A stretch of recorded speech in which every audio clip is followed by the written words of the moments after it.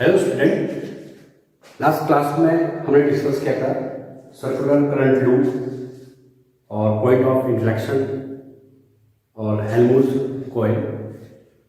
आज इस क्लास में जो करंट लूप है उसको हम एक्सटेंड करते हैं सोलेनॉइड कॉइल के लिए। तो field on axis of A solenoid coil, basically जो सोलेनॉइड कॉइल है इससे आप फैमिलियर हैं। एक कंडक्टिंग वायर को यदि हम हेलिक्स के रूप में वाइंड करें और एक सिलेंडर फॉर्म करें तो this is called the solenoid coil. और जो स्प्रिंग है, यदि स्प्रिंग का शेप आप जैसे देखोगे वो भी एक वायर है जो कंडक्टिंग होती है, तो सेम हम उसको सोलेनॉइड कॉइल मान सकते हैं। और यदि इसमें हम आई करंट फ्लो करेंगे तो उसका जो एक्सिस है, जो सेंटर से जो लाइन पास हुई है उस पॉइंट पर, उस एक्सिस के किसी भी पॉइंट पर हमें मैग्नेटिक फील्ड कैलकुलेट करना है। तो बेसिकली वो नंबर ऑफ लूप है बट हेलिक्स फॉर्म में है या शेप में है। तो यहाँ पर मैं एक सोलेनॉइड बॉल कॉइल ड्रॉ करूँगा। सपोज मेरी tight line and this is the coil.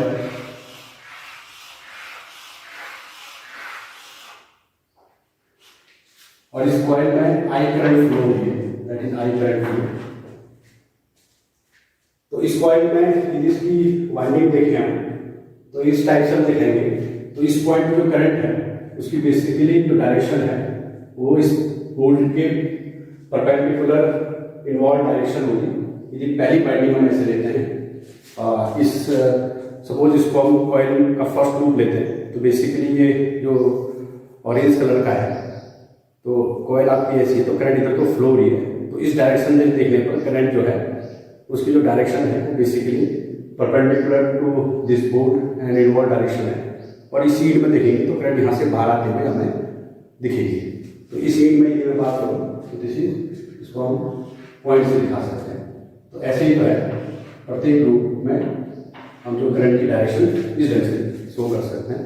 और जो बेसिकली करंट एलिमेंट हम लेंगे वो हम करंट की डायरेक्शन में लेंगे तो करंट जो एलिमेंट होगा इसका वो perpendicular to this green bolt के होगा या इस बोल्ट के होगा, इस डायरेक्शन में इन्वॉल्व होगा, इस डायरेक्शन में आउटवर्ड होगा।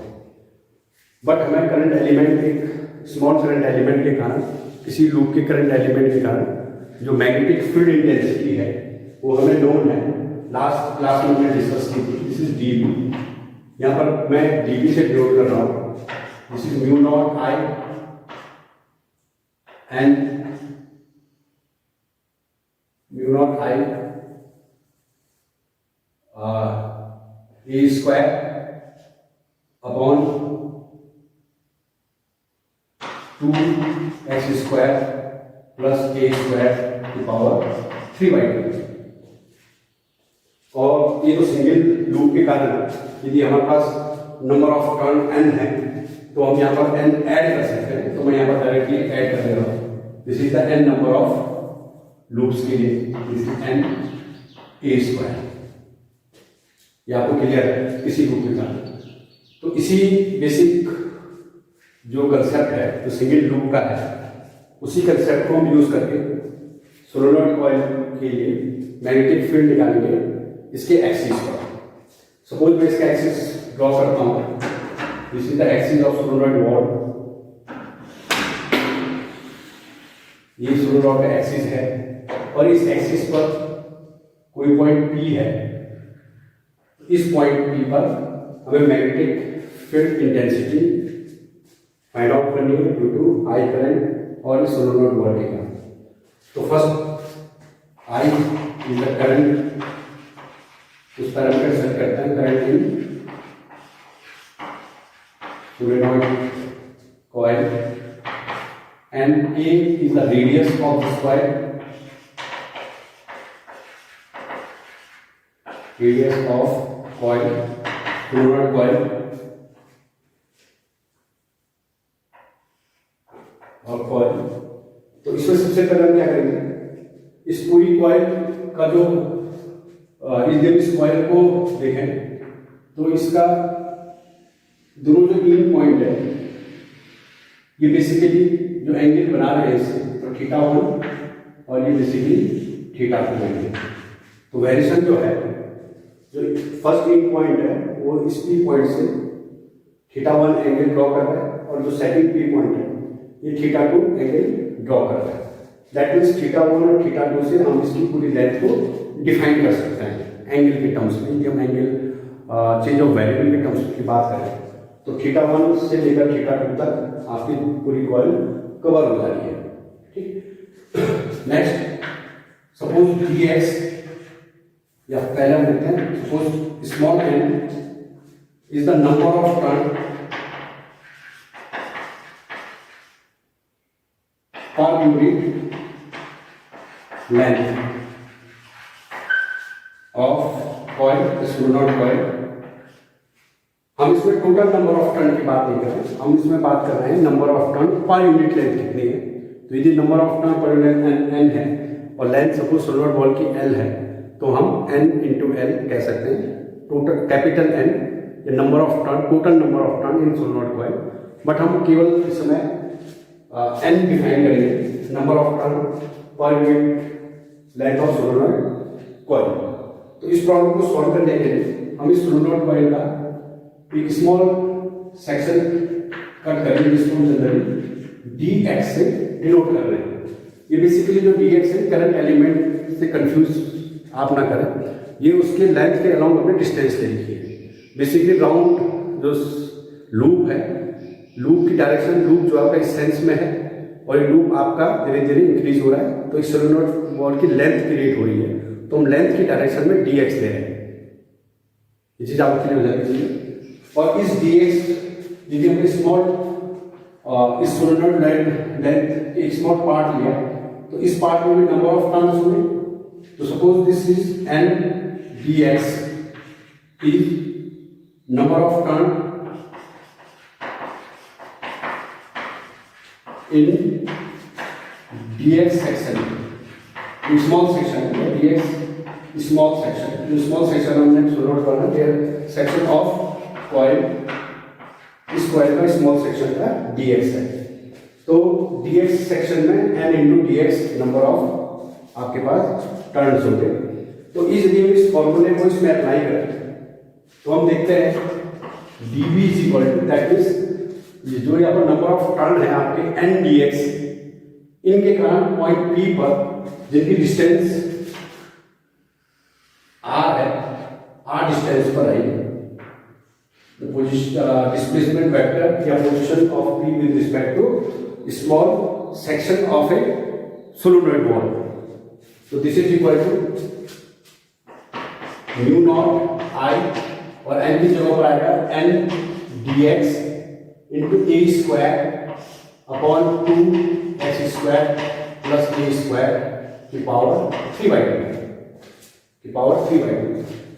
और यदि हम टोटल के लिए कैलकुलेट करें तो b is equal to integration of dv and this is equal to integration of mu naught I n a square by 2 dx upon x square plus a square की power 3/2। तो जो integration होगा वो with respect to x जो variable है, जो length के along हम dx ले रहे हैं, और जो x है ये पॉजिटिव एक्सेस की डायरेक्शन है। Suppose this is the positive axis की डायरेक्शन, ये कोऑर्डिनेट सिस्टम हम इसमें इंट्रोड्यूस करें तो ये लेंथ के अलोंग है।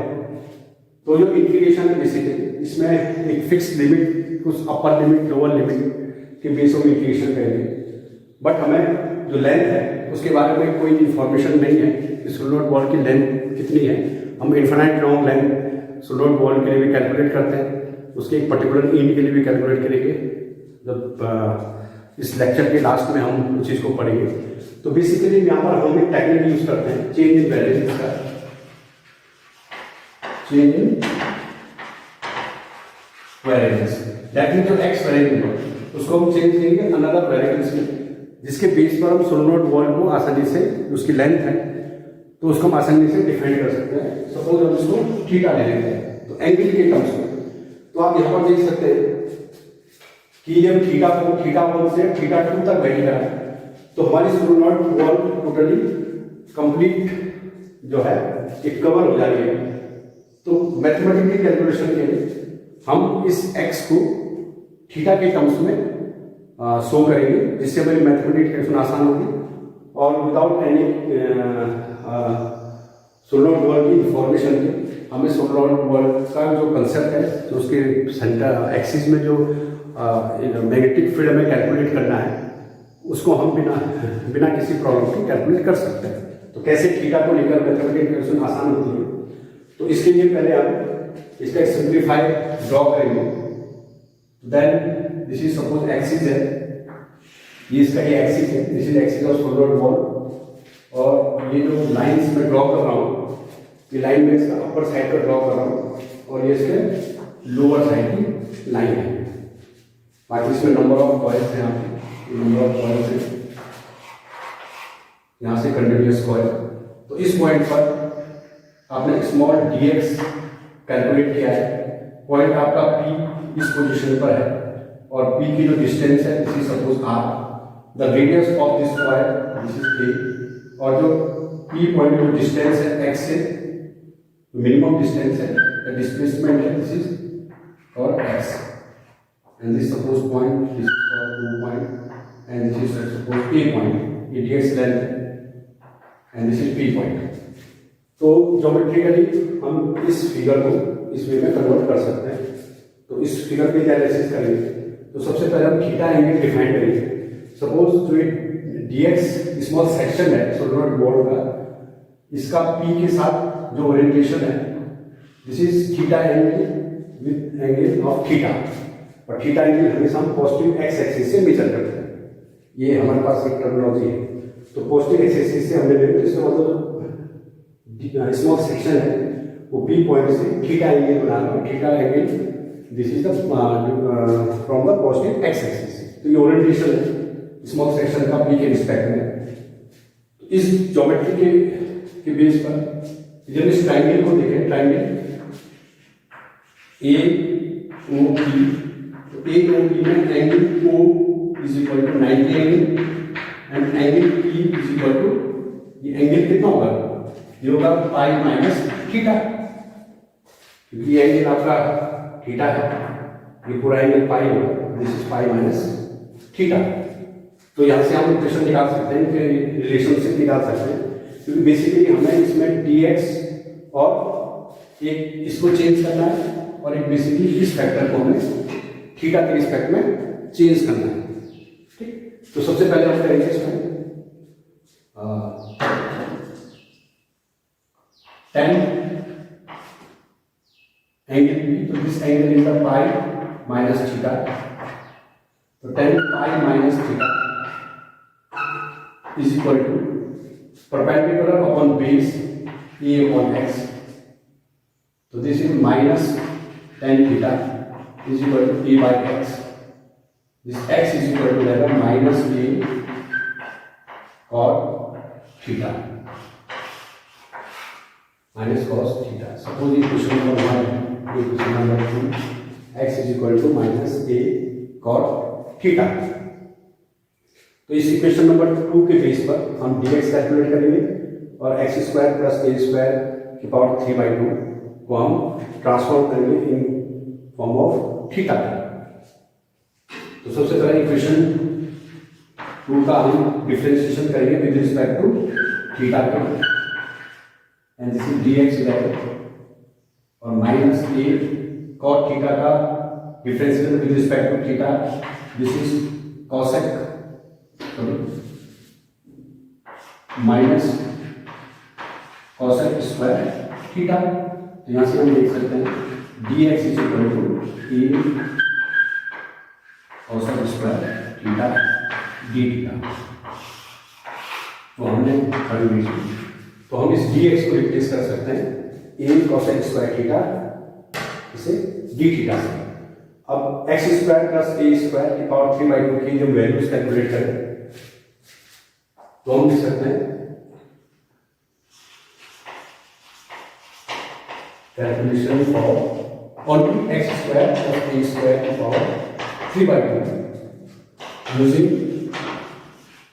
इक्वेशन 2 को कैलकुलेट करेंगे तो देन एक्स स्क्वायर प्लस ए स्क्वायर की power 3/2 is equal to x square, this is a square cot square theta minus का आपका क्या रहेगा प्लस हो जाएगा प्लस ए स्क्वायर की power 3/2 and this is equal to a square आपका कॉमन रहेगा, बाहर पावर 3/2 है तो दैट मीन्स ए क्यूब आ जाएगा एंड अंदर 1 प्लस और स्क्वायर थीटा की power 3/2 and this is equal to a cube 1 plus cot square theta, this is cosec square theta की पावर 3/2 और पावर 3/2 है, this is a square a cube cosec की power 3 theta. तो हमें a square plus x square की power 3/2 और ये values हमें पुट अप में करनी है। तो इन वैल्यूज को हम क्या करेंगे इक्वेशन नंबर 2 में पुट करेंगे। Put value of dx and X square A square by 3/2 in equation 1। तो डी हो जाएगा integration mu nought I A square upon 2 dx की value A cube sorry dx की value A cosec square theta cosec square theta D theta upon X square plus A square की power 3/2 या आपका A cube into cosec cube theta ये आपकी value है and this is G theta. तो यहाँ से आप आसानी से देख सकते हैं ये ए स्क्वायर ये ए है, ए क्यूब कैंसिल हो जाएगा, यहाँ से क्यूब है और यहाँ स्क्वायर तो ये कैंसिल आउट हो जाएगा। तो then B is equal to integration mu nought I by 2 1 by cosec square theta D theta and this is equal to mu nought I by 2 sorry cos square theta क्योंकि square यहाँ cube यहाँ है तो square से cube का एक square cancel करेगा तो कोसेक थीटा बचेगा। तो cosec 1 cosec theta is equal to sine theta into e theta. अब जो ये क्वेश्चन है इसको हम चेंज ऑफ वैल्यू का हमने सिंप्लीफाइड फॉर्म में यूज कर दिया। तो then B is equal to आ जाएगा mu nought I by 2 integration sine theta D theta sine theta D theta. अब जो इंटीग्रेशन लिमिट्स हैं ये हम आसानी से रख सकते हैं टू थीटा 1 टू थीटा 2। अब हम इसको रखेंगे this is theta 1 to theta 2 और इसको इंटीग्रेट करेंगे तो B equal to mu nought I by 2 this is cos sine theta का इंटीग्रेशन माइनस कॉस थीटा और लिमिट हम उसमें यूज करेंगे तो आएगा तो कॉस थीटा 1 माइनस साइन है लिमिट रिवर्स हो जाएगी तो माइनस थीटा 1 कॉस थीटा 2। ये हमारे पास फाइनल एक्सप्रेशन आ गया। Magnetic field intensity due to solenoid coil at point in the axis पर कोई पॉइंट है उस पर मैग्नेटिक फील्ड इंटेंसिटी हमें कैलकुलेट करनी है। तो ये फाइनल आपके पास रिजल्ट है। वह जो कॉइल है वो उसका जो ओरिएंटेशन कॉइल के जो इन है उनका ओरिएंटेशन जो हमारे पास पॉइंट है टेस्ट पॉइंट है जिस पर हमें मैग्नेटिक फील्ड इंटेंसिटी निकालनी है उसका जो ओरिएंटेशन है थीटा 1 है थीटा 2 है। ये चीज क्लियर है। अब इसका हम थोड़ा 2 केस इसमें स्टडी करते हैं। सपोज हमारे पास कैसे थीटा 1 और थीटा 2 हमारे पास किसी भी साइज की कॉइल हो या कॉइल के किसी भी पॉइंट पर हमें मैग्नेटिक फील्ड निकालना है तो ये थीटा 1 और थीटा 2 के कंसेप्ट या चेंज ऑफ वेरिएबल को लेकर हमको कैसे आसान होता है ये। तो इसको मैं देता हूँ।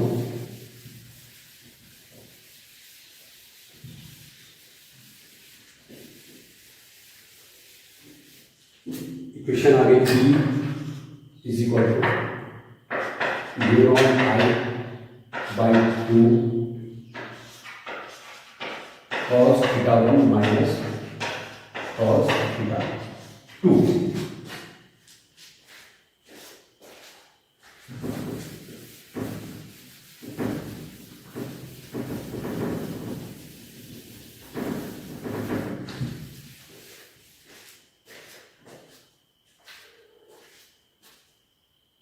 if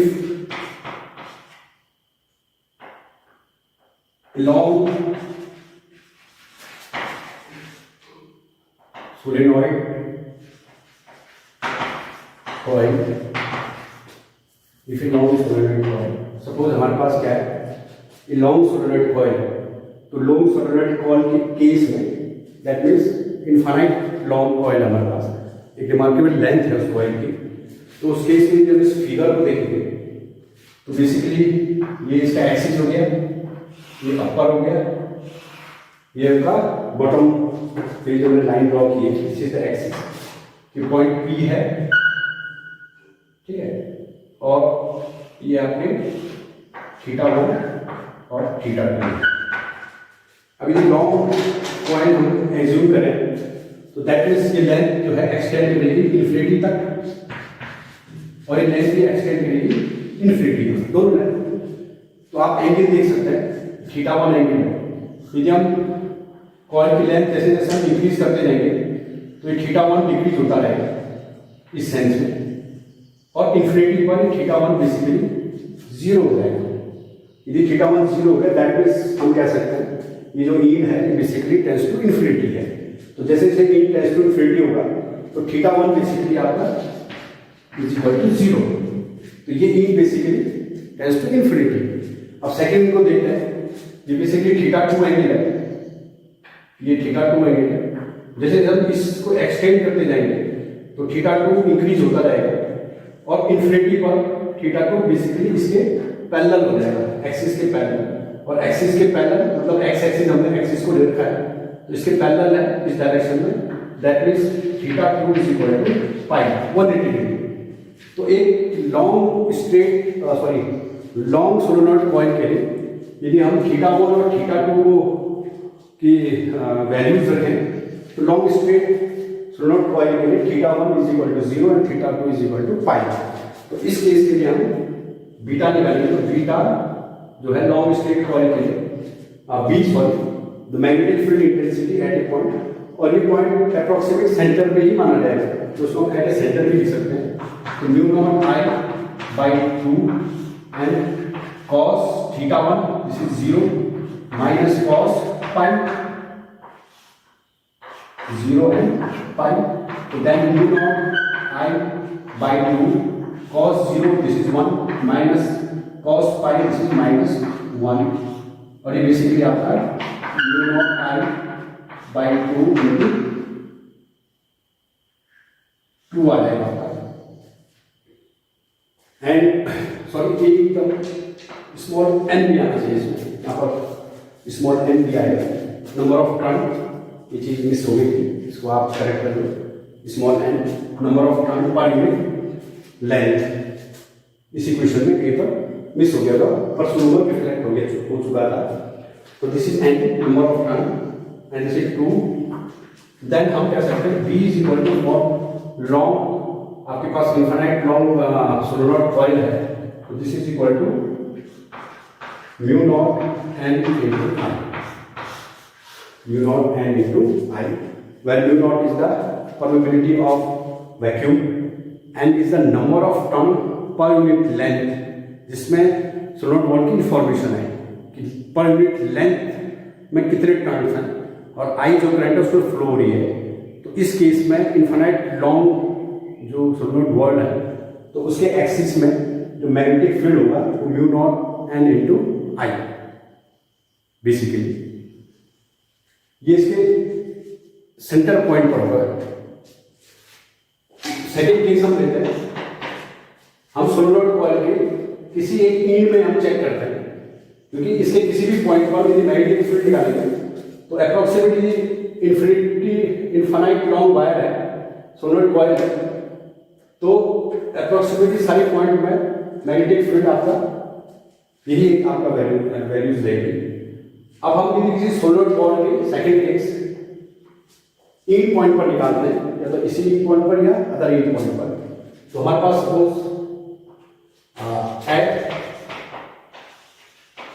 and point either this end or this end, suppose आपका कॉइल है, ये एक्सिस है, तो आप इन पॉइंट पर है, तो फ्री पॉइंट आपका इन पर है, तो दैट मीन्स जो ये एंगल होगा ये एक्स एक्सिस है, तो दिस इज थीटा 1 और ये जो पॉइंट होगा ये बेसिकली थीटा 2 है।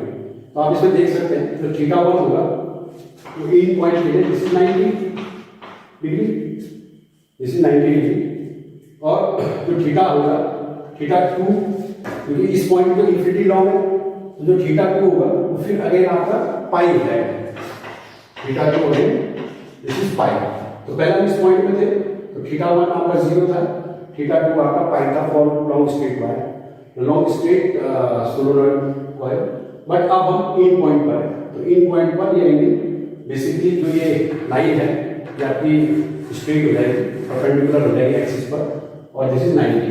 तो इस केस में जो बीटा कैलकुलेट करें इस वाली इक्वेशन से, तो mu nought I n by 2 cos theta 1 basically आपका 90 है, minus cos theta 2 this is pi. और इसको कैलकुलेट करें तो b is equal to mu nought I n by 2, this is 0 minus minus 1 and this value is equal to 1 by 2 mu nought I into n. ये आपका and point पर है, इस and पर है या इसके एंड पर है।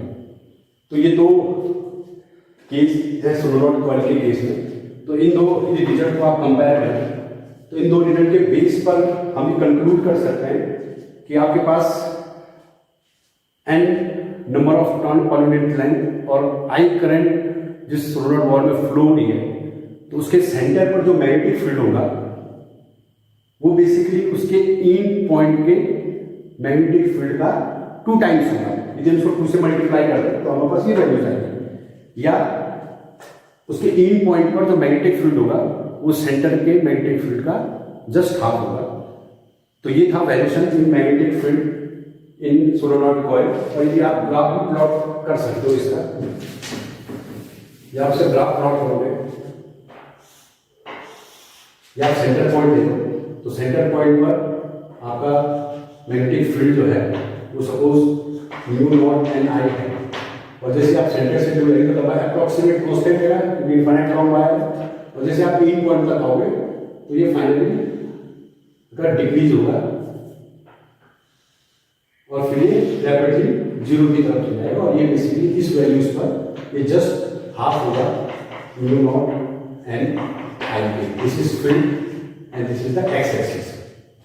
तो ये सोलेनॉइड कॉइल का है बेसिकली, और सेम इस डायरेक्शन में सेंटर पॉइंट से जैसे आप जाओगे तो एक लॉन्ग डिस्टेंस का आपको कांस्टेंट मिलेगा, उस बस इन पॉइंट के नियर बाय आपको अगर डिक्रीज और उसके बाद सीधा सा 0 हो जाएगा। तो इन सेंटर पॉइंट पर इन पॉइंट से इस पॉइंट पर इन पॉइंट सपोज मैं कॉइल्स को एल एल डैश कर देता हूँ, तो बेसिकली ये एल और एल डैश पॉइंट पर हमको मैग्नेटिक फील्ड जो सेंटर पर मैग्नेटिक फील्ड है उसका जस्ट हाफ मिलेगा। तो ये था आपका topic field on axis of solenoid coil. तो हमने एक्सिस के रिस्पेक्ट में सोलेनॉइड कॉइल का जो मैग्नेटिक फील्ड जनरेट हो रहा है एक्सिस पर, उसका हमने वेरिएशन की स्टडी की सेंटर पर इसके एंड पॉइंट।